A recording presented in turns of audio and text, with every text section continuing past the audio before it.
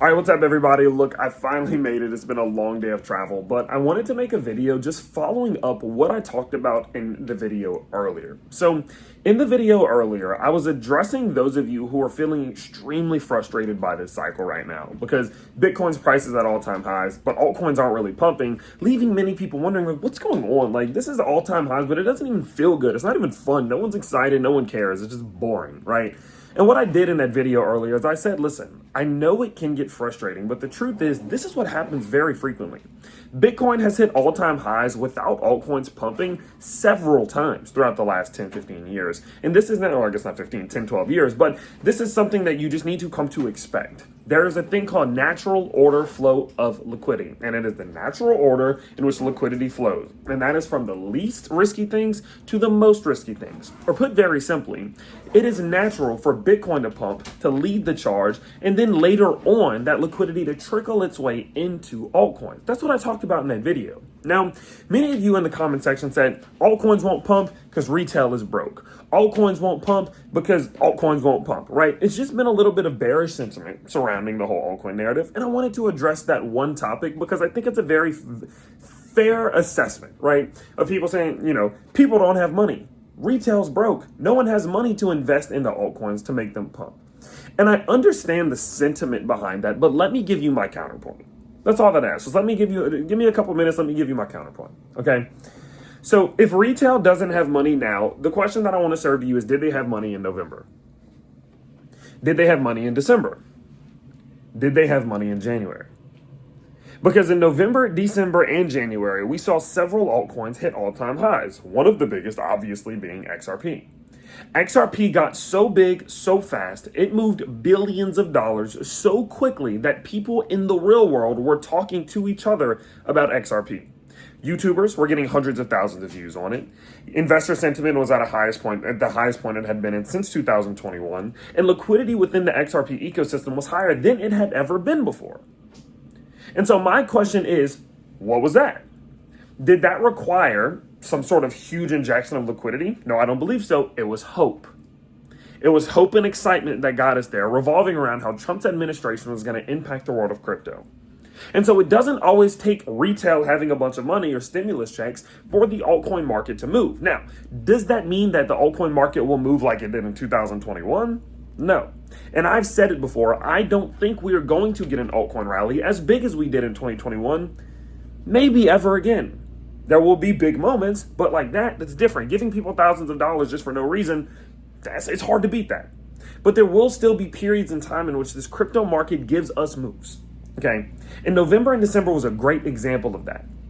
Now, the second point that I want to make is that, about 5 months, 6 months ago, I told you all that I believe that we were in what's called an institutional cycle. And in that video, I said, listen, I think, or maybe we're just in an institution cycle where everything that moves is institution backed.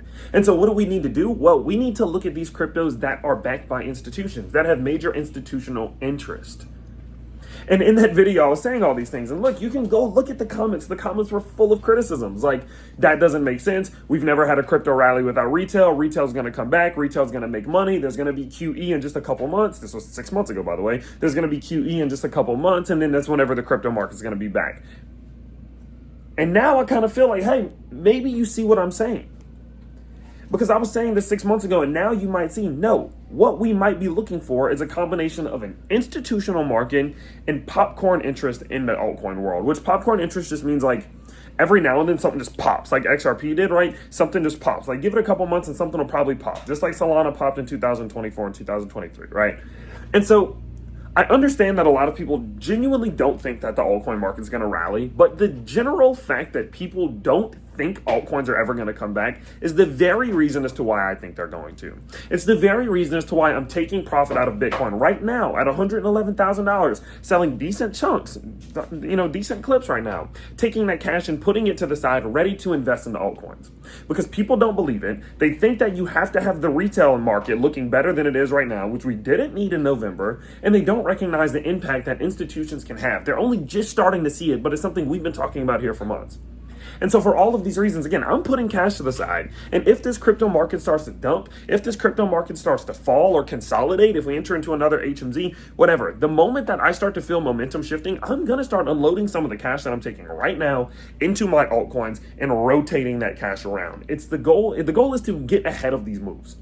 The goal is to get ahead of these moves. Hell, reinvesting some of that cash in alts right now wouldn't even be a terrible idea, but I'm not at the point where I'm confident that the full-fledged shift into alts is here yet. I think it's going to take time. I think it started whenever Bitcoin dominance broke structure, right? So that is why I think we're in alt season, because from a macro perspective, I think alts will outperform Bitcoin, but I don't think we're in that oh snap, this is happening moment quite yet. And so I'm still waiting for that a little bit. And hopefully I'm not late to the party. I am going to kind of play this game a little bit precisely and kind of see what happens. But the picture is still the same.